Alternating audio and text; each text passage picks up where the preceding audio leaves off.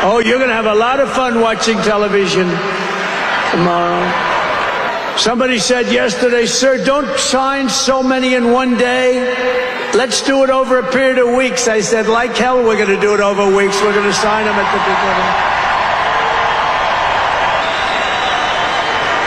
beginning. You know that old story. Let's do it later. Then it never gets done. No, we're doing them tomorrow. And we'll have plenty to sign in the future. Don't worry about it. It's not going to stop. So apparently what he's going to do is, because as you no doubt know, the inauguration, the swearing in is going to happen right there in the Capitol. And so he's going to sign some executive orders literally right there. Like, he is going to take the oath and then he's going to sit down and sign a bunch of executive orders. Then he's going to go back to the basketball arena and he's going to sign a bunch more. So even before the man goes into the Oval Office, he is going to be signing a bunch of executive orders. And oh, can you imagine the hue and cry of people on the left? Oh my God, he's becoming a dictator. Well, here's the deal. Right now, we don't have time to wait. Now, there's going to be a lot of debate as to whether or not he is, and I'm going to air quote this, operating as a dictator. Don't forget, he literally said that on day one, he was going to be a dictator, and then after that, no more. But he did say that he was going to be a dictator on day one, and he's going to sign executive orders on literally everything, from the border to releasing the J6ers to getting the woke out of the military, of course, ending DEI policies. All of that is on the table.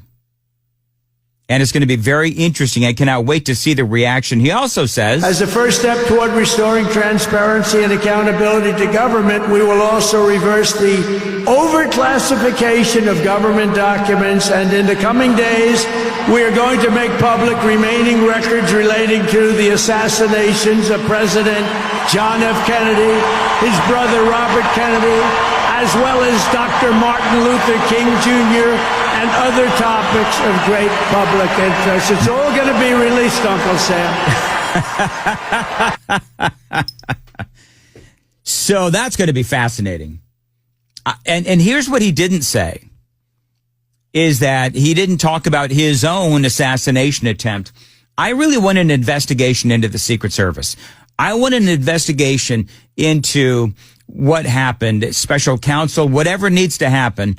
I want an investigation into what happened that day, because there were so many security failures that the president elect, very soon I'll be able to just call him the president, but Trump needs to get to the bottom of that, because if there are traitors in the Secret Service, I don't know.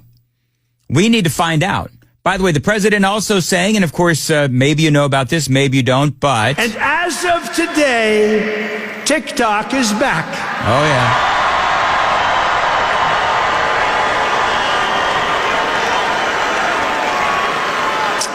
So, I did a little TikTok thing. We have a guy, TikTok Jack. He's a young kid, like 21 years old.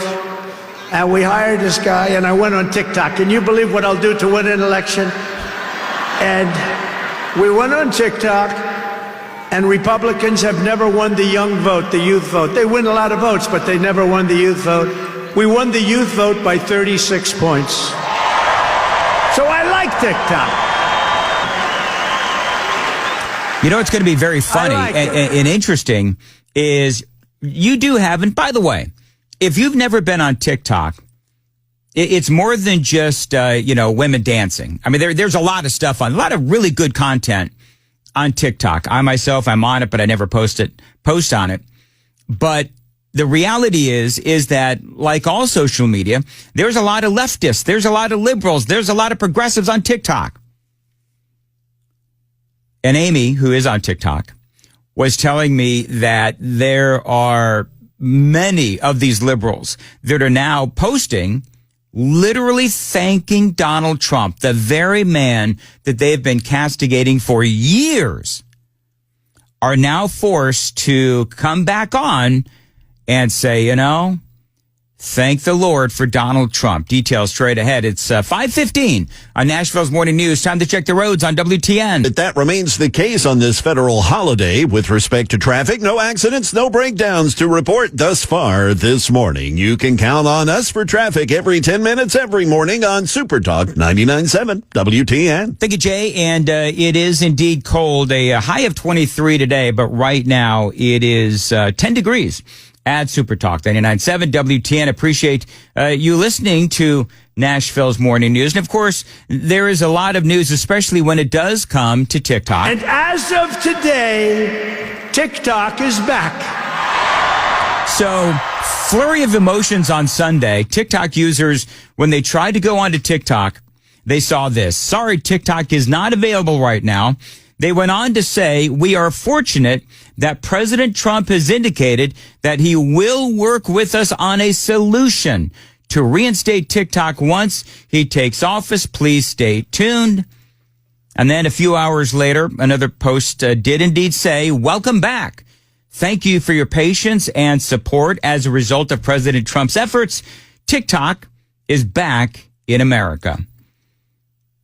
And so clearly a couple of things are going on here. Number one, they really did go out of his way to give the president credit. From the Associated Press, Trump said he decided to rescue TikTok because the platform, used by 170 million Americans, helped him reach young voters, has a tremendous audience, and the cessation of its operations in the U.S. would cost American jobs. Now, that is true. Because did you know this? So in the apartment world, in the apartment industry, there were people that were posting that there's a lot of folks that use TikTok, make money off of TikTok, and they were worried that people weren't going to be able to pay their rent. So yeah, people do make a lot of money on TikTok, and they were warning that people would lose their homes and lose their jobs and lose their money because of the ban. And so now, of course, Trump, he looks like a hero to a lot of those younger progressives that, again, for the last 4 years, they've been calling him Hitler. Approved, they're worth like $1 trillion. They're worth some crazy number. So I said, I'll approve, but let the United States of America own 50% of TikTok. I'm approving on behalf of the United States. So they'll have a partner, the United States, and they'll have a lot of bidders, and the United States will do what we call a joint venture. And there's no risk. We're not putting up any money. All we're doing is giving them the approval, without which they don't have anything. So I don't know. It sounds like that works. What do you think? Good? I think so. So here's the awkward, is that there's a lot of Republicans and Democrats that wanted TikTok shut down, including, by the way, Scott Desjardins. I'm going to ask him about this at 6:36. I'll be asking Senator Bill Hagerty about this at 7:06. What does he think? Tom Cotton posted this. Any company that hosts, distributes, services, or otherwise facilitates communist-controlled TikTok could face hundreds of billions of dollars of ruinous liability under this law that they passed. Not just from the DOJ, but also under securities law, shareholder lawsuits, and states' attorneys general. He says, think about it. So there's going to be a battle within the Republican Party.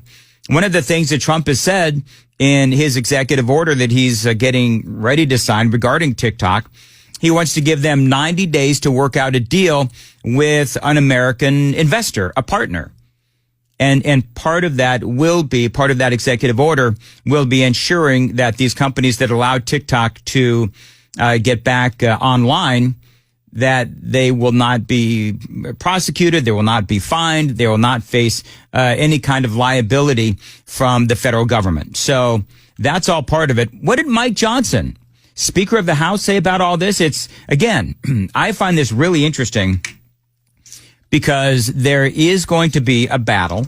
And I don't know if this is really the battle that Republicans want to engage in with the president, because you simply cannot deny, and I've shared with you the numbers, but you simply cannot deny that part of the president's victory in November was because of TikTok and how popular he is on TikTok. That sold a lot of his policies to the younger generation. So we'll have to see what happens. 520 on Nashville's Morning News on Super Talk 99.7. Jay Harper is in for Joan Jones. And Jay, what's coming up at 5:30? Yes, sir, Dan. Donald Trump. Yeah, you've already kind of alluded to it. He plans to put the pedal to the metal with his agenda just almost immediately after his inauguration today at noon Eastern Time. We'll tell you some of what he's got planned. Also, more wildfire threats for Southern California. We'll have those stories at 5:30 on Super Talk 99.7 WTN.